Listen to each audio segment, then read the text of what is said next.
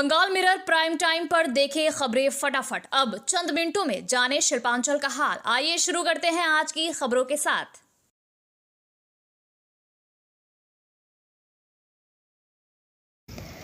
भूमिगत आग एवं धंसान प्रभावित हरीशपुर गांव रहने लायक नहीं है, खतरे की आशंका बनी हुई है। ईसीएल के सीएमडी सतीश कुमार झा ने हरीशपुर गांव का दौरा करने के बाद कहा कि निवासियों को अन्यत्र चले जाना चाहिए। ग्रामीण उचित पुनर्वास चाहते थे। कोयलांचल में भूमिगत आग एवं धंसान क्षेत्रों में से एक मदनपुर ग्राम पंचायत का हरीशपुर गाँव है।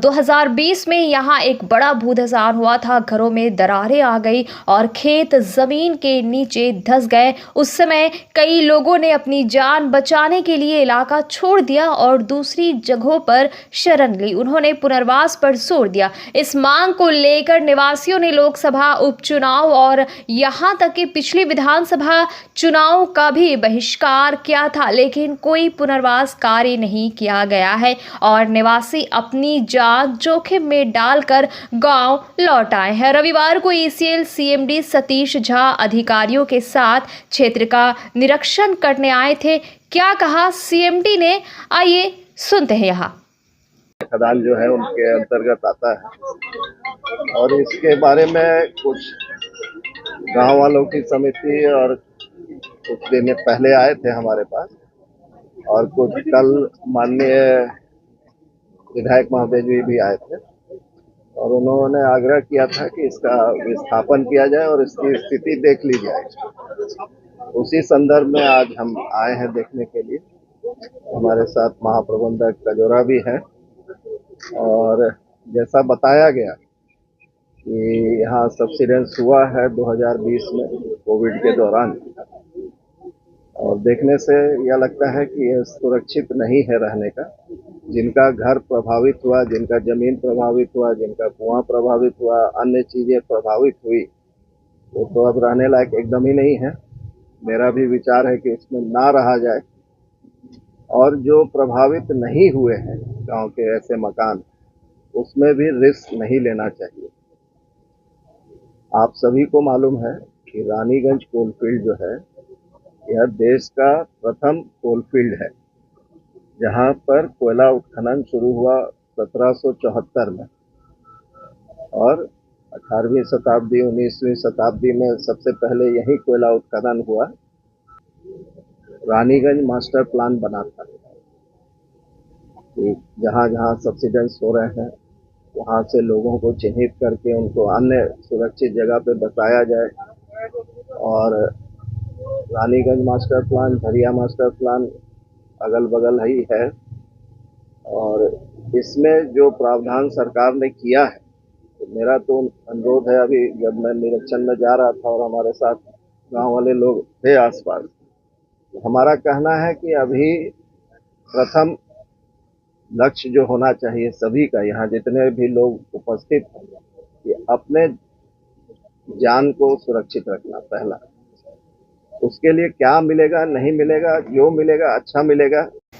आसनसोल के बीएनआर इलाके में रेलवे द्वारा नागरिकों की सुविधा के लिए रिजर्वेशन काउंटर खोला गया था, लेकिन आरोप है कि बीते कई दिनों से यहां लिंक फेल होने की समस्या से टिकटों की बुकिंग नहीं हो रही है। इस काउंटर से शहर के इस क्षेत्र के वरिष्ठ नागरिक है वो रेलवे में अपने टिकटों का रिजर्वेशन यहीं से करवाते थे, लेकिन लिंक फेल की वजह से ये काउंटर ठप पड़ा है। यहाँ पर कामकाज नहीं हो पा रहा है। इसे लेकर जब हमने कुछ वरिष्ठ नागरिकों से बात की तो उन्होंने कहा कि पहले जब ये रिजर्वेशन काउंटर चालू था तो उनको काफ़ी सुविधा होती थी, वो यहीं से अपना टिकट का रिजर्वेशन करवा लिया करते थे, लेकिन अब जबकि ये काउंटर बंद हो चुका है और यहाँ पर लिंक की समस्या देखी जा रही है, ऐसे में रेलवे प्रशासन से उनका अनुरोध है कि वो इसे फिर से शुरू करे ताकि यहाँ के वरिष्ठ नागरिकों को सुविधा हो। हालांकि पीआरओ ने कहा कि उन्हें इसकी जानकारी नहीं है। सुने क्या कह रहे हैं नागरिक। आप बोलिए। ये लिंक फेल होने की वजह से हम लोग को बहुत दिक्कत हो रही है, क्योंकि थोड़ा टाइमिंग की बचत होती थी यहाँ पर बीएनआर में। उसके बाद हम लोग को लग रहा है कि ऐसा हो रहा है कि फिर हम लोग स्टेशन जाते हैं, पार्किंग में हम लोग को पैसा देना पड़ता है फिर वहाँ हम लोग भीड़ लगा, फिर हम लोग नंबर लगाते हैं। नंबर लगाने के बाद में हम लोग बहुत दूर, वहाँ बहुत लाइन रहती है इतनी।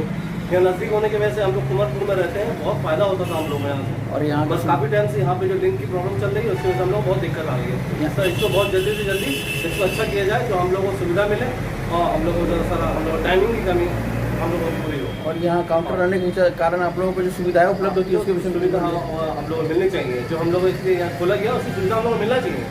ये है सर, और धन्यवाद।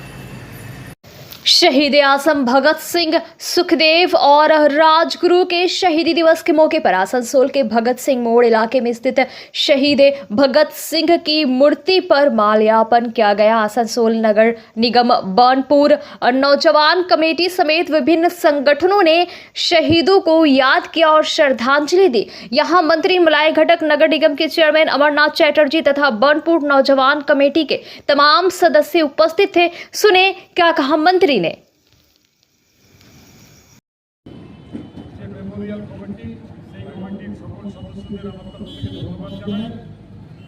আমাদের এই যে শহর আসানসোল, এই আসানসোলের বুকে বাণিজ্য মোড়ে শহীদ ভগৎ সিংয়ের এই সুন্দর যে স্ট্যাচু, সেই স্ট্যাচু দীর্ঘদিন আগে এখানে প্রতিষ্ঠা করা এবং প্রতি বছর শহীদ সিংয়ের জন্মদিন পালন এবং তার যে শহীদ দিবস, সেই শহীদ দিবস পালনের মাধ্যমে এখানে তারা বিভিন্ন অনুষ্ঠান আয়োজন করে থাকেন।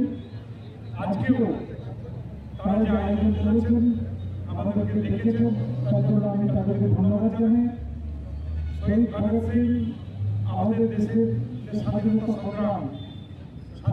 সংগ্রামের অন্যতম সংগ্রামী ছিলেন। জীবনের বলিদান দিয়ে তিনি আমাদের স্বাধীনতা অর্জন করতে সাহায্য করেছিলেন, দেশকে স্বাধীন করেছিলেন।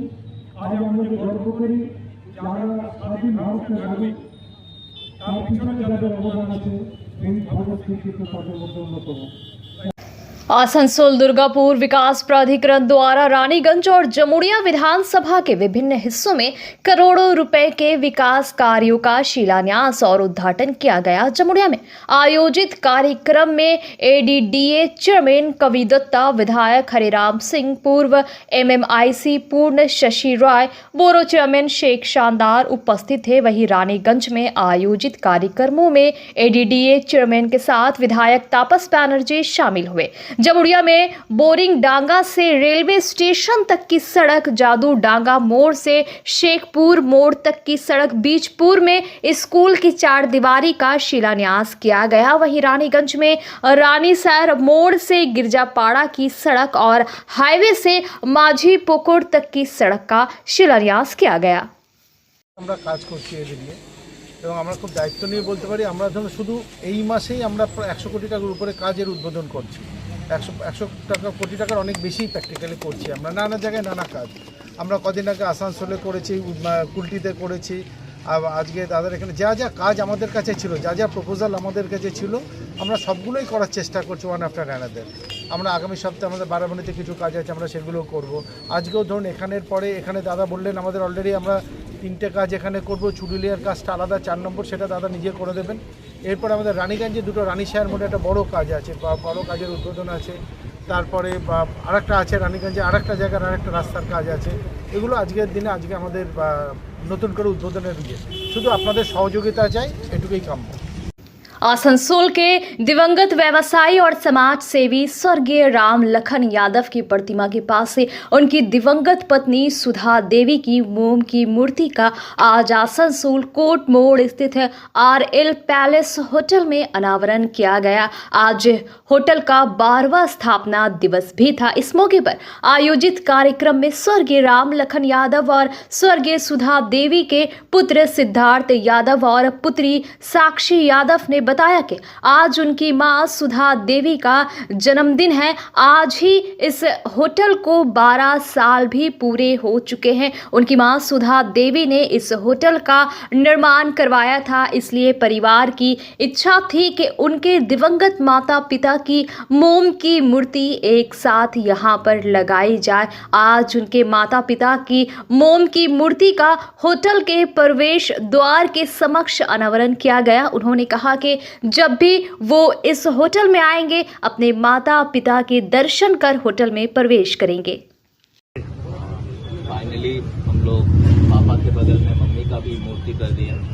आज एक साल मैंने हो गया मॉम को गुजरे हुए, और ये हम लोग का एम था, और दोनों को मिलाना हम लोग को बहुत अच्छा लगा। आई होप कि आसनसोल के जो लोग हैं, जो आरएल पैलेस को जानते हैं कहाँ है, वो आके एक बार इसको जरूर देखें। आज उनका जन्मदिन भी था, इसीलिए जन्मदिन भी था आज।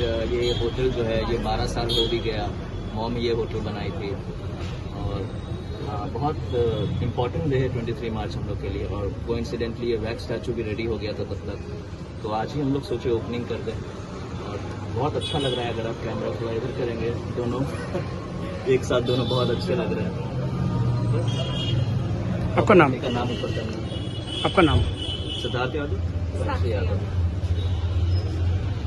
रामनवमी के मद्देनजर आसनसोल नगर निगम के आलोचना सभागार में आसनसोल दक्षिण थाना द्वारा शहर के विभिन्न रामनवमी अखाड़ा कमेटी एवं विभिन्न संबंधित पक्षों को लेकर समन्वय बैठक शनिवार देर शाम को आयोजित हुई। यहां आसनसोल दुर्गापुर पुलिस कमिश्नरेट के DCP central Dhruvdas, ADCP Pradip Mandal, ACP central 1 Biswajit Naskar, Asansol दक्षिण थाना प्रभारी कौशिक कुंदू, अनन्या दे ने रामनवमी पर शोभा यात्रा निकालने को लेकर कुछ जरूरी निर्देश दिए। बैठक में व्हिप के ओम नारायण प्रसाद, महावीर स्थान सेवा समिति के सचिव अरुण शर्मा आदि उपस्थित थे। पुलिस अधिकारियों ने कहा कि शोभा यात्रा में डीजे एवं अस्त्र शस्त्रों पर पूर्ण रोक रहेगी। अन्य धर्मों के धार्मिक स्थलों के निकट से गुजरते समय शोभा यात्रा में शामिल लोगों को संयम के साथ अन्य धर्म की धार्मिक भावनाओं का सम्मान करने का निर्देश दिया। समय को लेकर भी पुलिस अधिकारियों ने अखाड़ा कमेटी के सदस्य को रात 10:30 बजे तक शोभा यात्रा समाप्त करने को कहा।